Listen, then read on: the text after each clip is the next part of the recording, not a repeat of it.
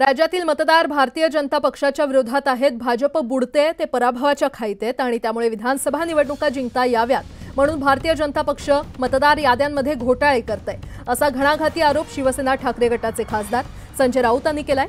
या संदर्भात महाविकास आघाडीच्या बैठकीमध्ये चर्चा झाली असल्याचंही त्यांनी सांगितलं। मुंबईमध्ये ते माध्यमांशी बोलत होते।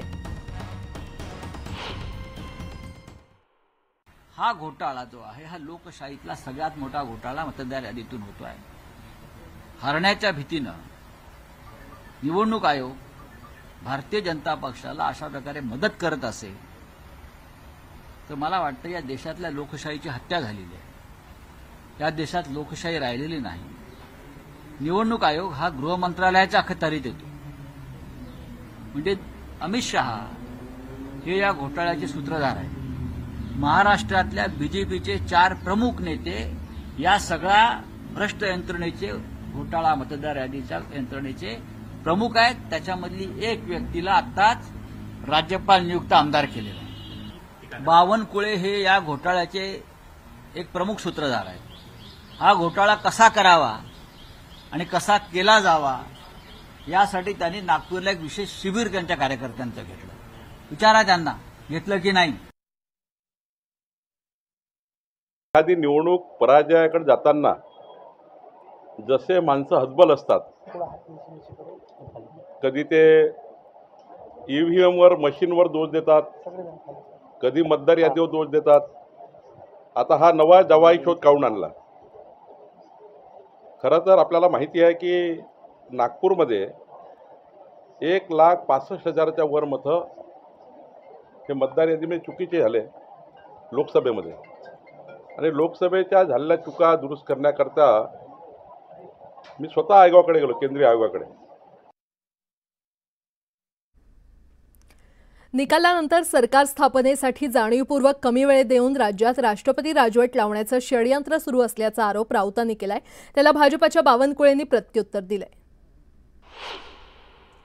26 तारखेपर्यंत सरकार हे बनवू शकले नाही म्हणून राष्ट्रपती राजवट पुढे 6 महिने लावा, हे यांचं फार मोठं कारस्थान अमित शहांचं आहे।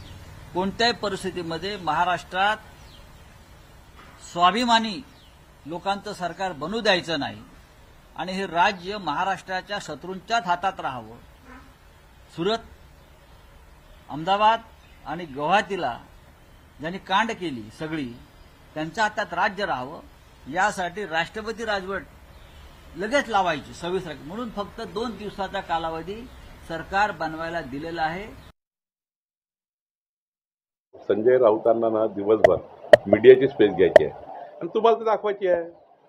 काहीतरी त्यांना दिवसभरासाठी ब्रेड बटर पाहिजे, ते असे ब्रेड बटर शोधत राहतात, त्याच्यात त्यांना भूक त्यांची भागतं।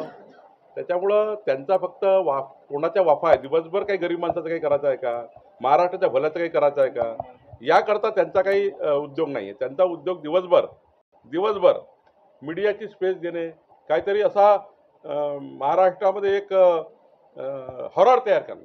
आता मतदार यादीचा हॉरर, कधी मग अमित भाईचा हॉरर, कधी काय करतील ते मला वाटतं त्यांना त्यांचा लखलाभ आहे। मातोश्रीवर ठाकरे गटाची तातडीची बैठक आहे। पक्षप्रमुख उद्धव ठाकरेंनी ही बैठक बोलावली आहे। महत्त्वाचे नेते यावेळेस उपस्थित राहणार आहेत। जागा वाटप आणि उमेदवार निवडीबाबत या बैठकीदरम्यान चर्चा होऊ शकते, असं वृत्त हाती येत आहे। तर मातोश्रीवर ठाकरे गटाची तातडीची बैठक आहे। पक्षप्रमुख उद्धव ठाकरेंनी महत्त्वाच्या नेत्यांची ही बैठक बोलावली आहे। जागा वाटप आणि उमेदवार निवडीबाबत या संपूर्ण बैठकीमध्ये चर्चा होऊ शकते। नेमकं या बैठकीमध्ये काय घडतं हे सुद्धा पाहणं आता महत्त्वाचं ठरणार आहे। मातोश्रीवर ठाकरे गटाची ही तातडीची बैठक आहे। पक्षप्रमुख उद्धव ठाकरे यांनी महत्त्वाच्या नेत्यांची बैठक बोलावली आहे। जागा वाटप आणि उमेदवार निवडीबाबत या संपूर्ण बैठकीमध्ये चर्चा होऊ शकते। तर याबाबत आपण अपडेट जाणून घेतो आमच्या प्रतिनिधी सुष्मिता बदाणे यांच्याकडून। सुष्मिता, तातडीची ठाकरे गटाची ही बैठक बोलावली गेली आहे। या बैठकीमध्ये नेमके कोणकोणते मुद्दे असतील जे गाजू शकतात, नेमकं काय होऊ शकतं? खऱ्या अर्थाने आपण जर बघितलं तर ही बैठक अनेक अर्थाने महत्त्वाची आहे, कारण रमेश चेन्नीथला काँग्रेसचे प्रभारी यांनी उद्धव ठाकरे यांची मातोश्रीवर येऊन भेट घेतली, तरी सुद्धा काही अंशी ज्या जागा आहेत त्याबाबतचा वाद हा कायम असल्याचं पाहायला मिळतं आहे। आणि याच निमित्तानं आज जर आपण बघितलं तर दिल्लीमध्ये काँग्रेसच्या नेत्यांची महत्वाची बैठक होती. त्याचबरोबर याच मातोश्रीमध्ये आता बैठकीला सुरुवात झाली आहे. विनायक राऊत, अरविंद सावंत असे संजय राऊत हे स्वतः सुद्धा उपस्थित आहेत. अशा महत्वाच्या नेत्यांच्या उपस्थितीमध्ये या बैठकीला आता सुरुवात झालेली आहे. या बैठकीमध्ये बाळामामा हे सुद्धा राष्ट्रवादीच्या वतीनं उपस्थित आहे. त्यामुळं सर्व राजकीय पक्षांना एकत्रित करत जागा वाटपाचा समीकरण जरी जुळवण्याचा प्रयत्न केलेला असला तरी सुद्धा ज्या पद्धतीने शिवसेनेची मागणी आहे की विदर्भ आणि मुंबईतील काही जागांबाबतचा तिढा हा अद्याप सुटलेला नाही. अनेक ठिकाणी आपण जर बघितलं तर शिवसेना ही आयात उमेदवारांवरती बाजी लावण्यासाठी तयार आहे, परंतु ती जागा जोवर त्यांच्या खिशात पडत नाही जोपर्यंत कुठलीही भूमिका स्पष्ट होणार नाही. आजचा अंतिम दिवस आहे, उद्या जागा वाटप जाहीर होणार आहे.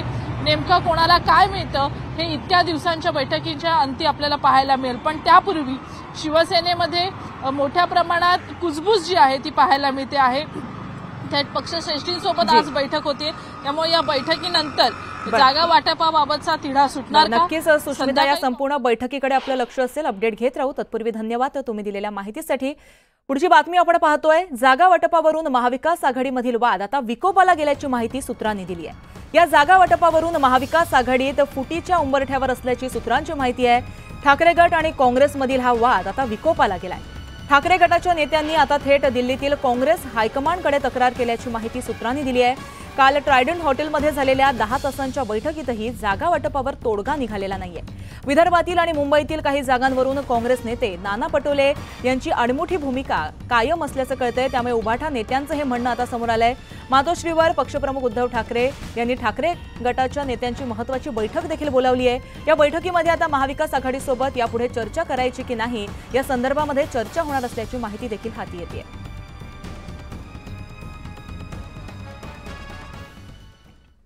तर महाविकास आघाडीमध्ये सध्या नाट्यमय घडामोडी घडत आहेत.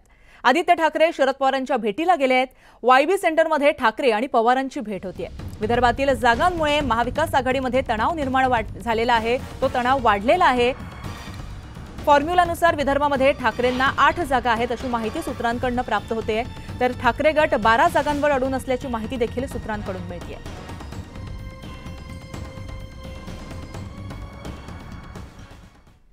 तर दिल्लीमध्ये काँग्रेसच्या निवडणूक समिती आणि छाननी समितीची बैठक होणार आहे.